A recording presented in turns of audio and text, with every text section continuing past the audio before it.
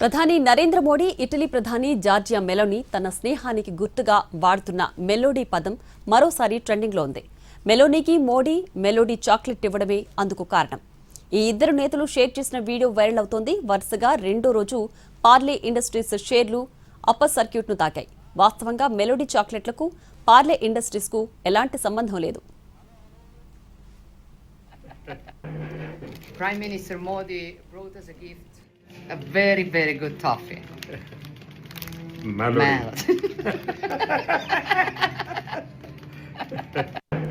Melody చాక్లెట్లను Parle products సంస్థ తయారు చేస్తోంది. ముంబై కేంద్రంగా కార్యకలాపాలు నిర్వహిస్తోన్న ఈ కంపెనీ స్టాక్ మార్కెట్లో లిస్ట్ అవ్వలేదు. ఇప్పుడు మెలోడీ మూవ్మెంట్ వైరల్ అయిన తర్వాత పార్లే పేరు విషయంలో ముదుపర్లు ఒకంత గందరగోళానికి గురైనట్లు కనిపిస్తోంది. ఇన్ఫ్రాస్ట్రక్చర్ రియల్ ఎస్టేట్ డెవలప్మెంట్ సంస్థ పార్లే ఇండస్ట్రీస్ బీఎస్ఈలో లిస్ట్ అయింది. రీసైక్లింగ్ విభాగంలోనూ ఇది కార్యకలాపాలు నిర్వహిస్తోంది. వరుసగా 2 రోజులు పార్లే షేర్లు అప్పర్ సర్క్యూట్ను తాకినప్పటికీ సంస్థ ట్రేడింగ్ హిస్టరీ తీసుకుంటే ఈ స్టాక్స్ కొంతకాలంగా ఒత్తిడిని ఎదుర్కొంటున్నాయి. కానీ ఈ సంస్థ షేర్ విలువ గత 3 నెలల్లో 35%, ఈ ఏడాది ప్రారంభం నుంచి 41% మేర పతనమైంది.